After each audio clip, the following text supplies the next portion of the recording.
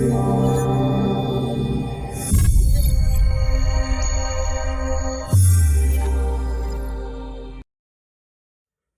guys, Mike here with the fighting news.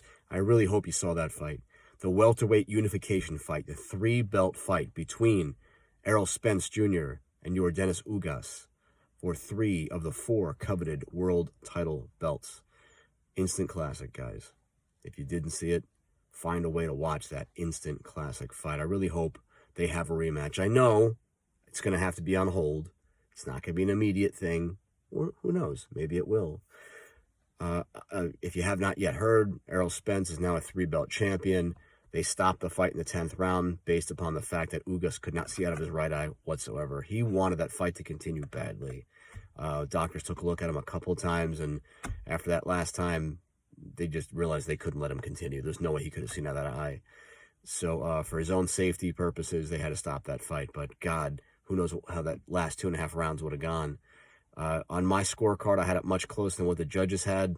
Really, I think I had it 86-85 through 9 rounds. I don't know what they were thinking by giving Spence the first couple of rounds of that fight. That doesn't make any sense to me. He was a slow starter like he always is. Ugas was going after him.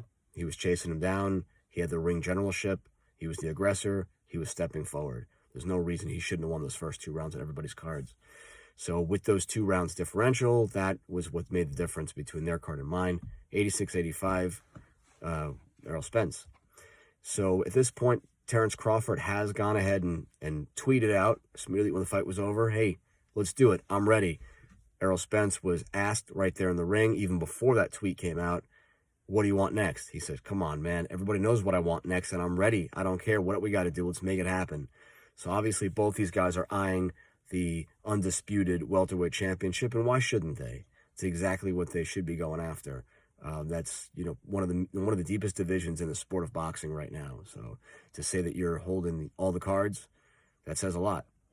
So it remains to be seen if that fight's going to come together here in 2022, but we hope that it does. If it doesn't, and they still got to work out site fees, location, and so forth and so on, hey, why not have that rematch with Ugas? Well, I mean, we know why.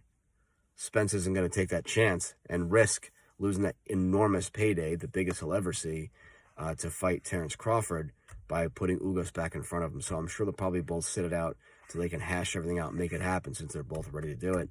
But I do hope that after that does happen, and we hope that it does, that Ugas still remains down there at welterweight. I know he has a hard time trying to make the weight, but hopefully he stays down there at welterweight and he can take on the winner of that fight, if they, of course, don't have a rematch. And, of course, there's a clause for that, too.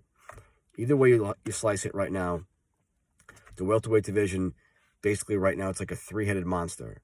These 3 guys, I know Ugas now lost his belt, is no longer considered a champion, but I look at him as one still. I mean, he put Manny Pacquiao, one of the best that ever did it, put him into retirement, handily, with a great performance back then.